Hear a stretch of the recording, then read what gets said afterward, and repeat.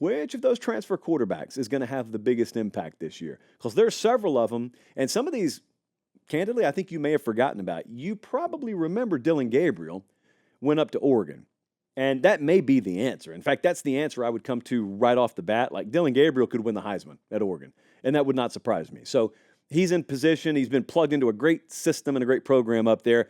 Do you remember who Duke picked up, though? Do you remember Malik Murphy left Texas and went to Duke? Manny Diaz is the new coach there. Malik Murphy, a couple springs ago at Texas, he goes off and all these schools come after him behind the scenes and he stays at Texas. Well, then he transferred and he went to Duke. And you hadn't heard much else about him. Well, that's because Duke doesn't get talked a whole lot about this time of year.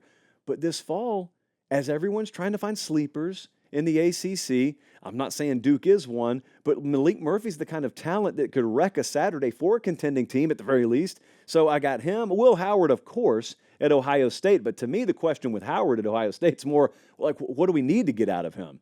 Howard's not a guy I'm looking at and saying, you better throw for 3,500 yards. You better do this. You better do that like a college football Hall of Fame voter. You better hit these certain statistical benchmarks. No, just play smart and look around you to the left and right. You got future Sunday guys all around you. Riley Leonard at Notre Dame.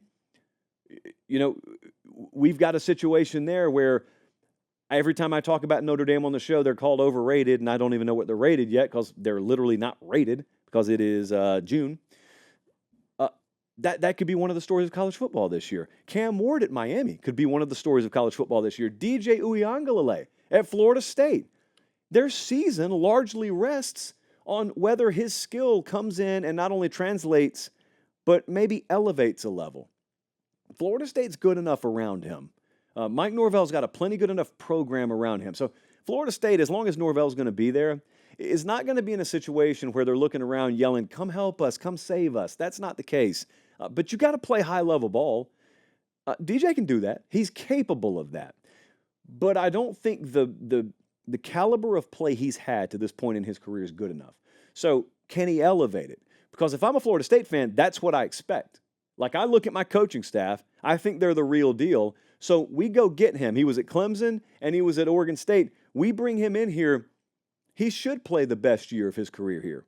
Doesn't mean he has to be a Heisman finalist, but we got to get a little bit better level of play from him than he's gotten so far in his career. Out of all those guys, I'd probably go with Dylan Gabriel. Like, that's the guy who has the biggest impact.